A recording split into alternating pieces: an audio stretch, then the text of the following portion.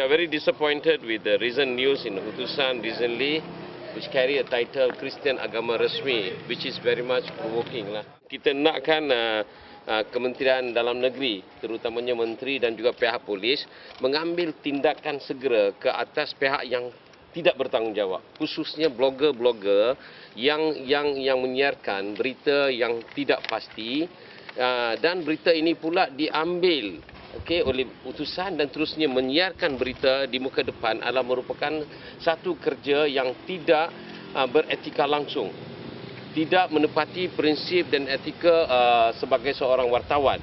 Jadi saya rasa tindakan ini adalah bertentangan dengan etika kewartawanan dan seterusnya dia adalah juga satu tindakan, bagi saya satu tindakan yang jahil, satu tindakan yang bodoh, tidak sepatutnya dilakukan oleh utusan Malaysia. Kerana utusan Malaysia lebih kurang boleh dianggap sebagai lidah resmi UMNO yang juga merupakan kerajaan yang memerintah. Jadi kerajaan yang memerintah tidak boleh menyiarkan berita-berita palsu ataupun berita-berita yang tidak pasti di muka depan. Kerana menyiarkan berita sedemikian akan menghasilkan rusuhan kaum, salah faham dan sebagainya. Ini akan mengakibatkan keselamatan negara tergugat.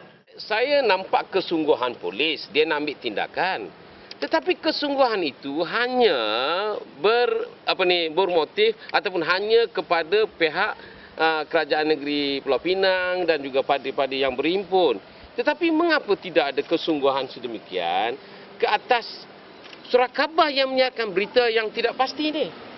Why until today there is no stern warning against utusan on this?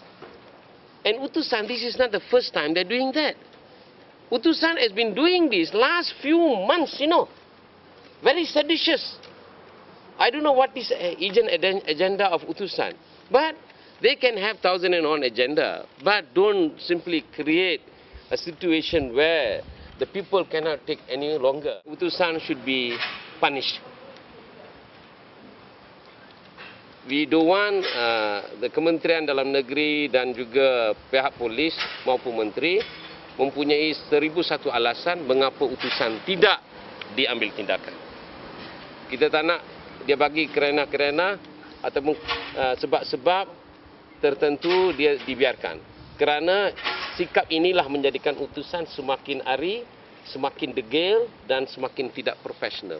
Kita nakkan utusan ini digantung sementara. Bila didapati bersalah, gantung habis. On behalf of the Aman Group, that I very much agree with Tan Sri Bernard Dompok statement. He said that this in a Malaysian Insider. There was nothing wrong with the Christian Prime Minister. This is not what I say, no. Dompok say. That means the country can even have non-Muslim as a Prime Minister. Perlembagaan membenarkan. I tak nak salahkan UMNO ke siapa I tak nak. Tapi saya akan menyalahkan chief editor dengan editor-editor di utusan. Dia punya bos apa itu I tak kisah. I don't know. I don't care. Because chief editor dengan editor-editor utusan dari mula berniat jahat. Nak buat kecoh, nak buat macam-macam kecoh pasal politik. Itu hak dia.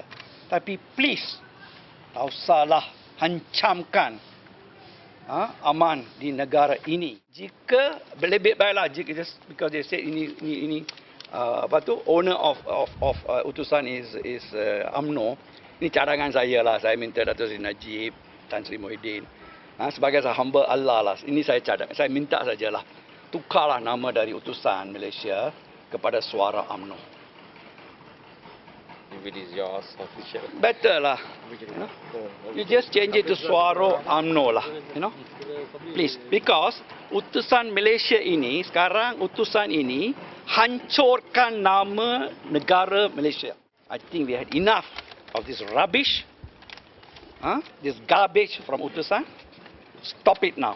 We are not against utusan, but we are against the content of the news which doesn't carry any truth. Further, a commission of offence under Section 4 of the Sedition Act has been committed.